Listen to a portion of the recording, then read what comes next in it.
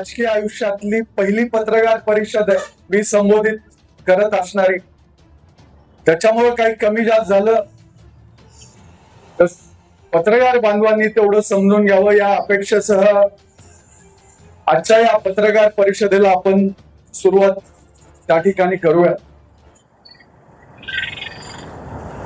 आजची पत्रकार परिषद कशासाठी आयोजित करण्यात आलेली आहे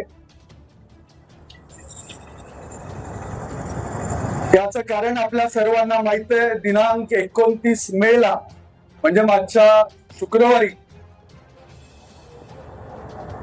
यशवंत सेनेच्या काही नगरसेवकांकडून एक पत्रकार परिषद घेण्यात आली आणि त्या पत्रकार परिषदेमध्ये बेछूट अशा प्रकारचे आरोप करण्यात आले. तर त्या आरोपाला उत्तर देण्यासाठी आणि प्रत्येक उत्तराला पुरावा देण्यासाठी ही पत्रकार परिषद आयोजित करण्यात आली आहे. प्रामुख्याने 1-2-3 मुद्दे मी आपल्याला सांगतो.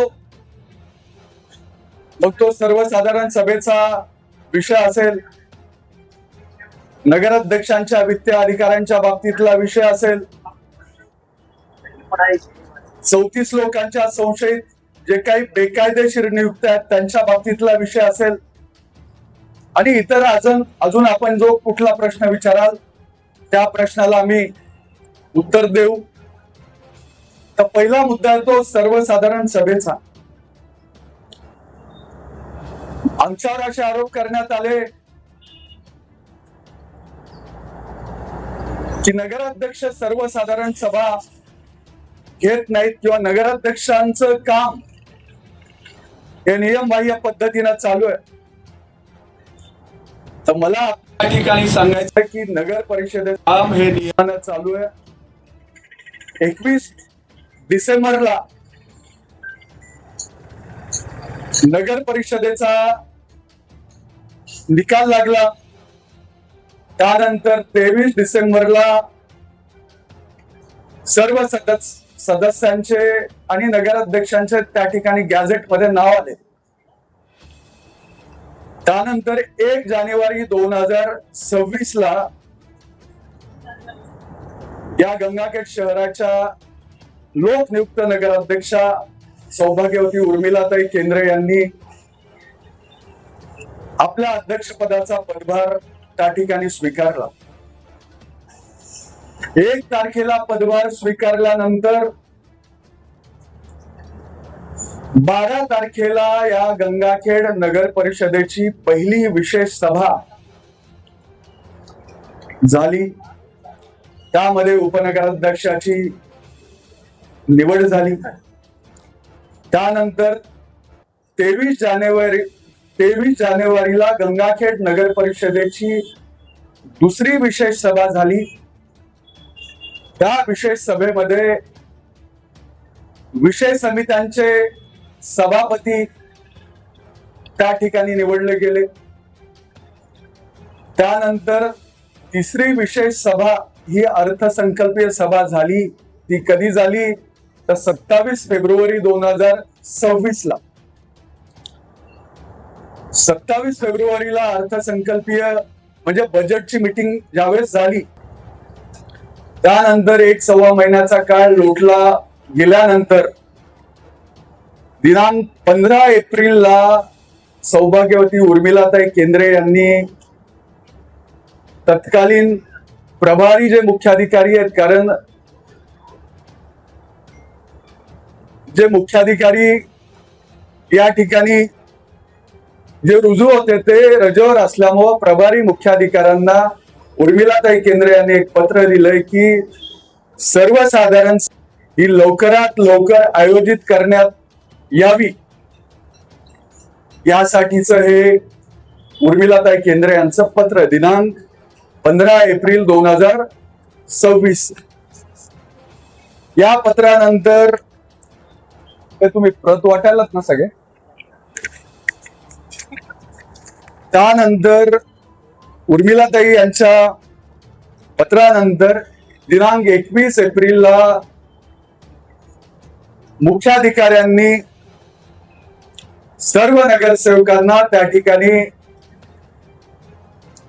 हे पत्र दिलेलं आहे की आपल्या प्रभागातले काही विषय असतील, आपल्या प्रभागातल्या काही समस्या असतील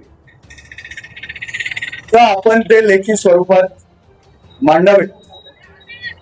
आणि मुख्याधिकाऱ्यांच्या या 21 तारखेच्या पत्रानंतर सर्व सन्माननीय नगरसेवकांना 3 दिवसांची मुदत दिली होती. आपले जे काही आपल्या वॉर्डातले प्रश्न असतील ते आपण मांडा.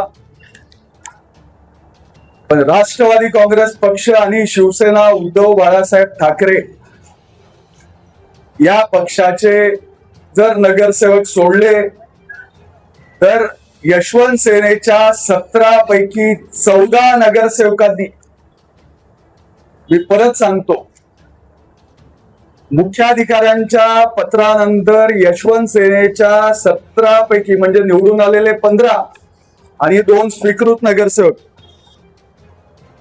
या 17 पैकी 13 नगरसेवकांनी आपल्या प्रभागामध्ये काय विकास कामं व्हावीत, आपल्या प्रभागाचे काय प्रश्न आहेत, आपल्या प्रभागाच्या काय समस्या आहेत, असा एकही प्रस्ताव लेखी स्वरूपामध्ये मुख्याधिकाऱ्यांकडे दिलेला नाही. मग यांचे प्रस्ताव काय त्याविषयी सुद्धा मी आपल्याला सांगतो. पण मुळात प्रस्तावच द्यायचा नाही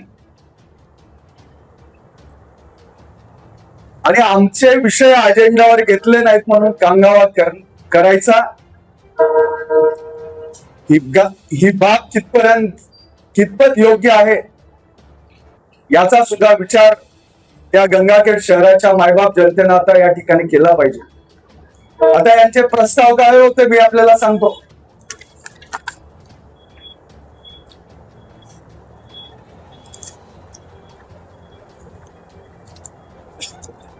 या ठिकाणी यशवंत सेनेच्या नगरसेविका मनीषा प्रमोद कुमार साळवे यांनी यांच्या प्रभागाच्या ज्या काही समस्या आहेत त्या मांडल्या आणि त्या आपण अजेंडावर घेतलेल्या आहेत.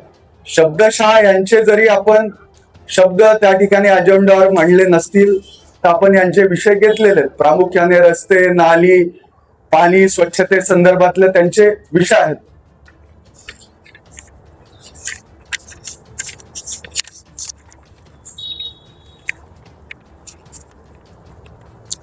त्यानंतर दुसरे नगरसेवक आहेत अनिल यानपल्लेवारजी.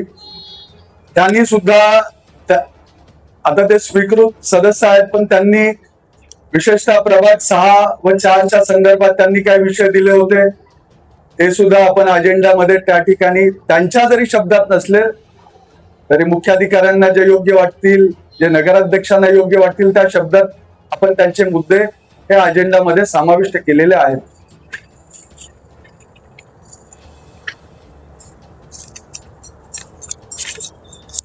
आता त्यांचं म्हणणं आहे की आमचे मुद्दे, आता त्यांचे काय मुद्दे होते तुम्हाला सांगतो मी. यशवंत सेनेचे गटनेते आहेत सय्यद अकबर. त्यांनी एक पत्र दिलंय. त्या पत्रामध्ये काय विषय आहे की प्रधानमंत्री आवास योजनेअंतर्गत सन 2019 ते 2026 पर्यंतची माहिती मिळण्याबाबत महोदय वरील विषयास अनुसरून प्रधानमंत्री आवास योजनेअंतर्गत सन 2019 ते आज रोजी पर्यंत प्रधानमंत्री आवास योजना 1.0 आणि 2.0 अंतर्गत मंजूर प्राप्त लाभार्थ्यांची यादी तसेच आज रोजी पर्यंत वितरित करण्यात आलेल्या लाभार्थ्यांची यादी याची सविस्तर यादी टप्प्याने देण्यात यावी. तसेच लाभार्थ्यांच्या संचिकेची कॉपी 8 दिवसामध्ये उपाध्यक्ष नगर परिषद गंगाखेड यांच्या कार्यालयामध्ये स्वतः विभाग प्रमुख यांनी दाखल करावी. संबंधित माहिती लवकरात लवकर अवगत करून देण्यात यावी ही विनंती. हे असा मुद्दा आहे. आता मला एक सांगा, सध्या नगर परिषदेची नवीन बिल्डिंगचं काम चालू आहे, बऱ्या प्रमाणात त्याचं काम आता संपेल जी जुनी नगर परिषद आहे तिथं विद्यमान सदस्यांनाच बसायला अडचण होते. तर 2019 ते 2026 म्हणजे 8 वर्षाच्या संचयिका त्या किती होतील? सदस्यांनाच बसायला जागा नाही आणि संचिका तिथे घेऊन बरं हा विषय तुमचा आहे तर तुम्हाला उपनगराध्यक्ष त्यांची केबिन आहे.